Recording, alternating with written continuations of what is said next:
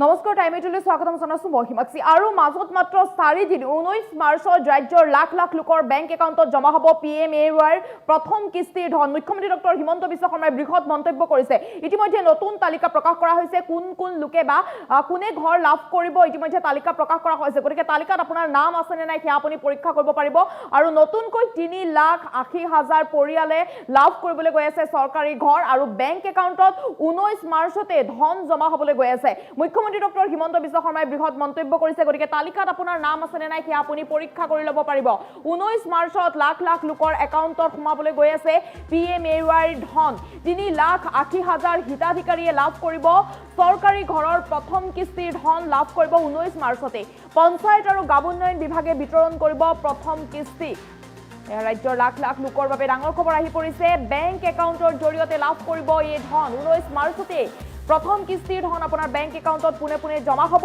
আৰু এপ্ৰিল মাহত আৰু 3,80,000 লোকক দিয়া হ'ব চৰকাৰী ঘৰ গতিকে এপ্ৰিল মাহত আপুনি আবেদন কৰিব পাৰিব যদি এই তালিকাত আপোনাৰ নাম নাই এপ্ৰিল মে মাহত পুনৰ প্ৰদান কৰিব 3,80,000 বিনামূলীয়া ঘৰ আৰু এতিয়ালৈকে 22 লাখ পৰিয়ালে লাভ কৰিছে বিনামূলীয়া ঘৰ মুখ্যমন্ত্ৰী ডক্টৰ হিমন্ত বিশ্ব শৰ্মাই মন্তব্য কৰিছে পকী ঘৰ নথকা পৰিয়ালে কৰিব লাগিব জিঅ' টেগিং কৰিব লাগিব প্ৰতিটো পৰিয়ালে যদিহে আপোনাৰ ঘৰত পকী ঘৰ নাই বা আপোনাৰ পকী ঘৰ নাই বিভাগৰ পৰিৱৰ্তে জীৱিকা সখীসকলে কৰিব জিঅ' টেগিং সেলফ জিঅ' টেগিঙৰ ব্যৱস্থাও কৰিছে চৰকাৰে আৰু 19 মাৰ্চলৈ কেৱল অপেক্ষা কৰক 19 মাৰ্চত 3,80,000 লোকৰ বেংক একাউণ্টত জমা হ'বলৈ গৈ আছে ঘৰৰ প্ৰথম কিস্তিৰ ধন গাঁও সভাই অনুমোদন জনোৱাৰ পিছত ব্লক পৰ্যায়ত হ'ব অনুমোদন জিলা পৰ্যায়ৰ অনুমোদনৰ পিছত জনোৱা হ'ব ভাৰত চৰকাৰক ৰাজ্যৰ লাখ লাখ লোকৰ বাবে ডাঙৰ খবৰ আহি পৰিছে মুখ্যমন্ত্ৰী ডক্টৰ হিমন্ত বিশ্ব শৰ্মাই বৃহৎ মন্তব্য কৰিছে 19 মাৰ্চলৈ মাজত মাত্ৰ কেইটামান দিন বাকী আছে 19 মাৰ্চলৈ 4টা দিন বাকী আছে 4 দিনৰ পিছতে ৰাজ্যৰ লাখ লাখ লোকে লাভ কৰিবলৈ গৈ আছে চৰকাৰী ঘৰৰ যি প্ৰথম কিস্তিৰ ধন আপোনাৰ বেংক একাউণ্টত পুনে পুনে জমা হ'ব প্ৰথম কিস্তি 19 মাৰ্চত আপোনাৰ একাউণ্টত সোমাব পিএমএৱাই ধন গতিকে তালিকা যেহেতু প্ৰকাশ কৰা হৈছে ঘৰ কোনে কোনে লাভ কৰিব বা কাৰ কাৰ নাম আছে তালিকাখন আপুনি পৰীক্ষা কৰিব পাৰিব তালিকাখন আপুনি চাই ল'ব পাৰিব আপোনাৰ নাম আছে নে নাই কি আপুনি পৰীক্ষা কৰিব পাৰিব যদিহে তালিকাত নাম নাই আপুনি পুনৰ আবেদন কৰক আৰু নতুনকৈ পুনৰ 3,80,000 পৰিয়ালে লাভ কৰিব চৰকাৰী ঘৰ মুখ্যমন্ত্ৰী ডক্টৰ হিমন্ত বিশ্ব শৰ্মাই মন্তব্য কৰিছে গতিকে এই তালিকাখনত যদি আপোনাৰ নাম নাই তেন্তে আপুনি তৎক্ষণাত আনখন তালিকাৰ বাবে পিছৰখন তালিকাৰ বাবে বা পিছৰ ঘৰ পোৱা বাবে আপুনি আবেদন কৰিব পাৰিব যিটো এপ্ৰিল মাহত পুনৰ দিয়া হ'ব 3,80,000 পৰিয়ালক ঘৰ দিয়া হ'ব বুলি মুখ্যমন্ত্ৰী ডক্টৰ হিমন্ত বিশ্ব শৰ্মাই মন্তব্য কৰিছে আৰু বেংক একাউণ্টৰ জৰিয়তে লাভ কৰিবলৈ গৈ আছে প্ৰথম কিস্তিৰ ধন 19 মাৰ্চত গতিকে মাজত মাত্ৰ 4 দিন বাকী আছে 4 দিনৰ পিছতে ৰাজ্যৰ 3,80,000 পৰিয়ালে লাভ কৰিবলৈ গৈ আছে চৰকাৰী ঘৰ মাজত মাত্ৰ 4 দিন বাকী আছে 19 মাৰ্চত আপোনাৰ বেংক একাউণ্টত পুনে পুনে জমা হ'ব চৰকাৰী ধন অৰ্থাৎ চৰকাৰী ঘৰৰ যি প্ৰথম কিস্তি সেই কিস্তিৰ ধন 19 মাৰ্চত লাভ কৰিব গতিকে এতিয়াও যদি আপুনি তালিকা পৰীক্ষা কৰা নাই আজি এই তালিকাখন আপুনি চাই লওক এই তালিকাখনত আপোনাৰ নাম আছে নে নাই আপুনি আজিয়ে চাই লওক মুখ্যমন্ত্ৰী ডক্টৰ হিমন্ত বিশ্ব শৰ্মাই বৃহৎ মন্তব্য কৰিছে এতিয়া ঘৰ লাভ কৰিবনে নকৰিব সেয়াও চিন্তা কৰি আছে একাংশ লোকে যে সঁচাকৈ ধন জমা হ'বনে নহয় সেয়া মুখ্যমন্ত্ৰী ডক্টৰ হিমন্ত বিশ্ব শৰ্মাই স্পষ্টভাৱে উল্লেখ কৰিছে যে 19 মাৰ্চতে প্ৰথম কিস্তিৰ ধন লাভ কৰিব পিএমএৱাই অৰ্থাৎ আপুনি যদি ঘৰৰ বাবে আবেদন কৰিছিল আপোনাৰ ৰেচন কাৰ্ড আছে তেন্তে আপোনাৰ বেংক একাউণ্টত 19 মাৰ্চত প্ৰথম কিস্তিৰ ধন জমা হ'ব আৰু 3,80,000 পৰিয়ালৰ বেংক একাউণ্টত জমা হ'বলৈ গৈ আছে প্ৰথম কিস্তিৰ ধন আৰু আপুনি তালিকা পৰীক্ষা কৰিব পাৰিব তালিকাত আপোনাৰ নাম আছে নে নাই সেয়া আপুনি আজিয়ে চাই ল'ব পাৰিব যদিহে এইখন তালিকাত আপোনাৰ নাম নাই তেন্তে আপুনি পিছৰখন তালিকাৰ বাবে বা পিছৰ লিষ্টৰ বাবে আপুনি আবেদন কৰিব পাৰিব এপ্ৰিল মাহত পুনৰ প্ৰদান কৰা হ'ব 3,80,000 পৰিয়ালক ঘৰ মুখ্যমন্ত্ৰী ডক্টৰ হিমন্ত বিশ্ব শৰ্মাই স্পষ্টভাৱে উল্লেখ কৰিছে মুখ্যমন্ত্ৰীগৰাকীৰ মন্তব্য আছে মন্তব্য আগবঢ়াইছো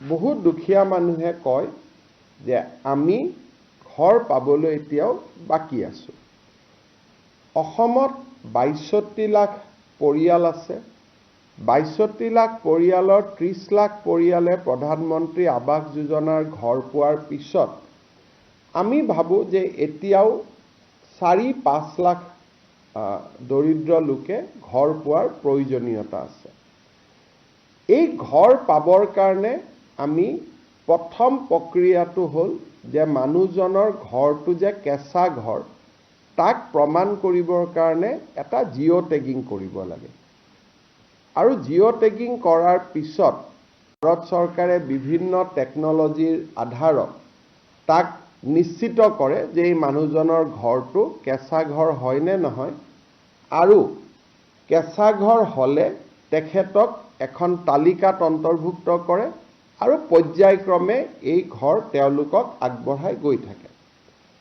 অহা বছৰ এপ্ৰিল মে মাহত আমি 3,80,000 ঘৰ পোৱাৰ লগে লগে আমি 2018-19 চনত যিখন তালিকা বনাইছিলোঁ সেইখন এক্সজষ্টেড হৈ যাব। তাত আৰু এজনো ৱেট লিষ্টত মানুহ নাথাকিব। তথাপিতো বহুত লোকে ঘৰ নোপোৱাকৈ থাকি যাব। সেইবাবে আমি ভাৰত চৰকাৰৰ পৰা এটা অনুমতি ল'লোঁ যে আমাক আকৌ এবাৰ জিঅ' টেগিং কৰাৰ কাৰণে অনুমতি দিয়ক। কিবা কাৰণত যদি কোনোবা বাদ পৰি গৈছে তেতিয়াহ'লে আমি তেওঁলোকক শেষবাৰৰ কাৰণে এটা জিঅ' টেগিং কৰিব পাৰিম। কিন্তু জিঅ' টেগিং কৰিলে সাধাৰণতে গাঁৱৰ মানুহে আমাক আপত্তি কৰে যে পঞ্চায়ত আৰু গ্ৰামোন্নয়ন বিভাগৰ কৰ্মচাৰীসকলে 25-30 হাজাৰ টকা দাবী কৰে আৰু তেওঁলোকক যদি টকা দিয়া নহয় তেওঁলোকে দৰিদ্ৰ দুখীয়া মানুহৰ ঘৰ জিঅ' টেগিং নকৰে। অভিযোগ কিমান সঁচা কিমান মিছা তাক আমি অনুসন্ধান কৰিব খোজা নাই, কাৰণ বহু অভিযোগ সঁচা হ'লেও তাৰ প্ৰমাণ নাথাকে, প্ৰমাণ নাথাকিলে চৰকাৰে ব্যৱস্থা ল'ব নোৱাৰে। সেইকাৰণে আমাৰ সদায় লক্ষ্য আছে যে ইম্প্ৰুভমেণ্ট অফ দ্য ছিষ্টেম, ব্যৱস্থাৰ পৰিৱৰ্তন হ'ব লাগে, যাতে ব্যৱস্থাৰ পৰিৱৰ্তনত দুৰ্নীতি বা দৰিদ্ৰ মানুহক প্ৰবঞ্চনা কৰাৰ যিখিনি ক্ষমতা সি যাতে একেবাৰে সীমিত হৈ পৰে, যে কৰিব খুজিলেও কৰিব নোৱাৰে। সেইবাবে এইবাৰ আমি জিঅ' টেগিঙৰ এটা নতুন ব্যৱস্থা আৰম্ভ কৰিছোঁ। এইবাৰ প্ৰথম জিঅ' টেগিংটো আমাৰ গাঁৱৰ মহিলা আত্মসহায়ক গোটসকলক যোনে পৰিচালনা কৰে জীৱিকা সখী বাইদেউসকলৰ দ্বাৰা আমি প্ৰথম জিঅ' টেগিংটো কৰাম।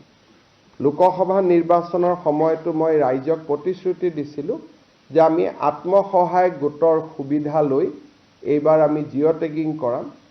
সেইকাৰণে আমি এইবাৰ নিয়ম কৰিছোঁ যে গাঁৱৰ জিঅ' টেগিং প্ৰথম ডিপাৰ্টমেণ্টৰ কৰ্মচাৰীয়ে নকৰে, আমাৰ জীৱিকা সখী বাইদেউসকলে আত্মসহায়ক গোটসকলৰ পৰা উপযুক্ত সহায় লৈ তেওঁলোকে প্ৰথম জিঅ' টেগিংটো কৰিব। এইটো ভাৰতৰ ভিতৰতে অসমত প্ৰথমবাৰ আমি আৰম্ভ কৰিছোঁ যে ডিপাৰ্টমেণ্টে জিঅ' টেগিং নকৰে, আত্মসহায়ক গোটৰ বাইদেউসকলে ঘৰে ঘৰে লৈ যাব আৰু জীৱিকা সখী বাইদেউসকলে জিঅ' টেগিং কৰিব। আৰু তাতো আমি নিয়ম কৰিছোঁ যে সেইখন গাঁৱৰ জীৱিকা সখী বাইদেৱে টেগিং নকৰে, ওচৰৰ গাঁওখনৰ পৰা আহিহে তেওঁ টেগিং কৰিব। দ্বিতীয়তে, ইমানখিনি কৰাৰ পিছতো বহুতে ক'ব পাৰিব যে নহয় মোৰ তথাপিতো জিঅ' টেগিং নহ'ল। এইবাৰ আমি আৰু এটা ব্যৱস্থা কৰিছোঁ, সেল্ফ জিঅ' টেগিং। অৰ্থাৎ মোৰ ঘৰটো মই নিজে জিঅ' টেগ কৰি দিব পাৰোঁ। মোৰ ঘৰটো কেঁচা ঘৰ, ঘৰটোৰ মই ফটোখন লৈ মই নাম এড্ৰেছ লৈ জিঅ' টেগিং কৰি দিব পাৰোঁ। তাৰমানে আমি দুটা নতুন কাম কৰিলোঁ। এটা হ'ল সেল্ফ জিঅ' টেগিং, অৰ্থাৎ নিজেই নিজৰ ঘৰটোক জিঅ' টেগ কৰি দিব পাৰিব, আৰু আত্মসহায়ক গোটৰ বাইদেউসকলৰ সহযোগত জীৱিকা সখী বাইদেউসকলে জিঅ' টেগিং কৰি দিব।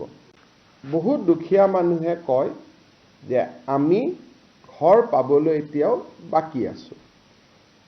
অসমত ৬২ লাখ পৰিয়াল আছে। ৬২ লাখ পৰিয়ালৰ ৩০ লাখ পৰিয়ালে প্ৰধানমন্ত্ৰী আৱাস যোজনাৰ ঘৰ পোৱাৰ পিছত আমি ভাবোঁ যে এতিয়াও ৪-৫ লাখ দৰিদ্ৰ লোকে ঘৰ পোৱাৰ প্ৰয়োজনীয়তা আছে।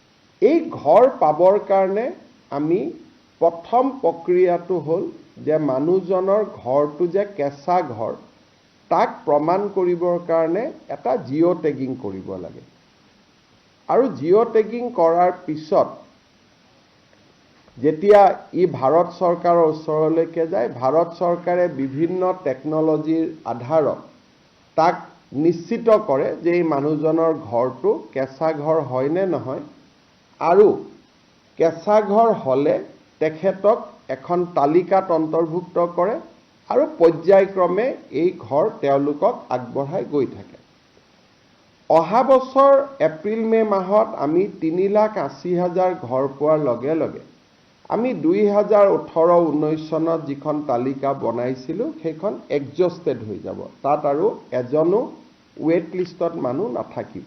বহুত দুখীয়া মানুহে কয় যে আমি ঘৰ পাবলৈ এতিয়াও বাকী আছোঁ। অসমত 62 লাখ পৰিয়াল আছে।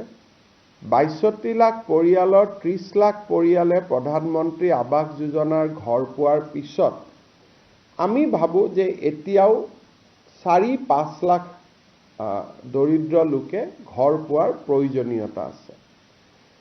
এই ঘৰ পাবৰ কাৰণে আমি প্ৰথম প্ৰক্ৰিয়াটো হ'ল যে মানুহজনৰ ঘৰটো যে কেঁচা ঘৰ তাক প্ৰমাণ কৰিবৰ কাৰণে এটা জিঅ' টেগিং কৰিব লাগে। আৰু জিঅ' টেগিং কৰাৰ পিছত ভাৰত চৰকাৰে বিভিন্ন টেকন'লজিৰ আধাৰত তাক নিশ্চিত কৰে যে এই মানুহজনৰ ঘৰটো কেঁচা ঘৰ হয়নে নহয়, আৰু কেঁচা ঘৰ হ'লে তেখেতক এখন তালিকাত অন্তৰ্ভুক্ত কৰে আৰু পৰ্যায়ক্ৰমে এই ঘৰ তেওঁলোকক আগবঢ়াই গৈ থাকে। অহা বছৰ এপ্ৰিল মে মাহত আমি 3,80,000 ঘৰ পোৱাৰ লগে লগে আমি 2018-19 চনত যিখন তালিকা বনাইছিলোঁ সেইখন এক্সজষ্টেড হৈ যাব। তাত আৰু এজনো ৱেট লিষ্টত মানুহ নাথাকিব। তথাপিতো বহুত লোকে ঘৰ নোপোৱাকৈ থাকি যাব। সেইবাবে আমি ভাৰত চৰকাৰৰ পৰা এটা অনুমতি ল'লোঁ যে আমাক আকৌ এবাৰ জিঅ' টেগিং কৰাৰ কাৰণে অনুমতি দিয়ক।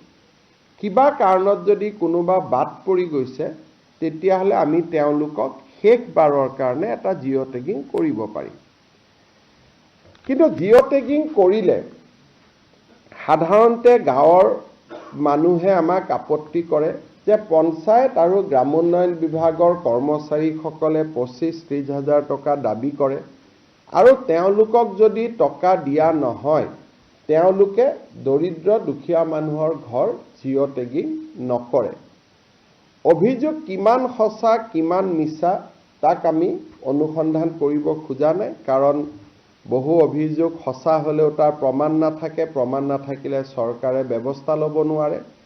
সেইকাৰণে আমাৰ সদায় লক্ষ্য আছে যে ইম্প্ৰুভমেণ্ট অফ দ্য ছিষ্টেম, ব্যৱস্থাৰ পৰিৱৰ্তন হ'ব লাগে, যাতে ব্যৱস্থাৰ পৰিৱৰ্তনত দুৰ্নীতি বা দৰিদ্ৰ মানুহক প্ৰবঞ্চনা কৰাৰ যিখিনি ক্ষমতা সি যাতে একেবাৰে সীমিত হৈ পৰে, যে কৰিব খুজিলেও কৰিব নোৱাৰে। সেইবাবে এইবাৰ আমি জিঅ' টেগিঙৰ এটা নতুন ব্যৱস্থা আৰম্ভ কৰিছোঁ।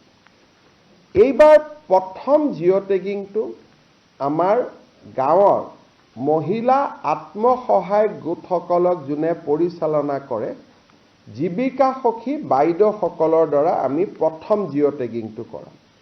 লোকসভা নিৰ্বাচনৰ সময়তো মই ৰাইজক প্ৰতিশ্ৰুতি দিছিলোঁ যে আমি আত্মসহায়ক গোটৰ সুবিধা লৈ এইবাৰ আমি জিঅ' টেগিং কৰাম। সেইকাৰণে আমি এইবাৰ নিয়ম কৰিছোঁ যে গাঁৱৰ জিঅ' টেগিং প্ৰথম ডিপাৰ্টমেণ্টৰ কৰ্মচাৰীয়ে নকৰে, আমাৰ জীৱিকা সখী বাইদেউসকলে আত্মসহায়ক গোটসকলৰ পৰা উপযুক্ত সহায় লৈ তেওঁলোকে প্ৰথম জিঅ' টেগিংটো কৰিব। এইটো ভাৰতৰ ভিতৰতে অসমত প্ৰথমবাৰ আমি আৰম্ভ কৰিছোঁ যে ডিপাৰ্টমেণ্টে জিঅ' টেগিং নকৰে, আত্মসহায়ক গোটৰ বাইদেউসকলে ঘৰে ঘৰে লৈ যাব আৰু জীৱিকা সখী বাইদেউসকলে জিঅ' টেগিং কৰিব। আৰু তাতো আমি নিয়ম কৰিছোঁ যে সেইখন গাঁৱৰ জীৱিকা সখী বাইদেৱে টেগিং নকৰে, ওচৰৰ গাঁওখনৰ পৰা আহিহে তেওঁ টেগিং কৰিব। দ্বিতীয়তে, ইমানখিনি কৰাৰ পিছতো বহুতে ক'ব পাৰিব যে নহয় মোৰ তথাপিতো জিঅ' টেগিং নহ'ল। এইবাৰ আমি আৰু এটা ব্যৱস্থা কৰিছোঁ, সেল্ফ জিঅ' টেগিং। অৰ্থাৎ মোৰ ঘৰটো মই নিজে জিঅ' টেগ কৰি দিব পাৰোঁ। মোৰ ঘৰটো কেঁচা ঘৰ, ঘৰটোৰ মই ফটোখন লৈ মই নাম এড্ৰেছ লৈ জিঅ' টেগিং কৰি দিব পাৰোঁ। তাৰমানে আমি দুটা নতুন কাম কৰিলোঁ। এটা হ'ল সেল্ফ জিঅ' টেগিং, অৰ্থাৎ নিজেই নিজৰ ঘৰটোক জিঅ' টেগ কৰি দিব পাৰিব, আৰু আত্মসহায়ক গোটৰ বাইদেউসকলৰ সহযোগত জীৱিকা সখী বাইদেউসকলে জিঅ' টেগিং কৰি দিব।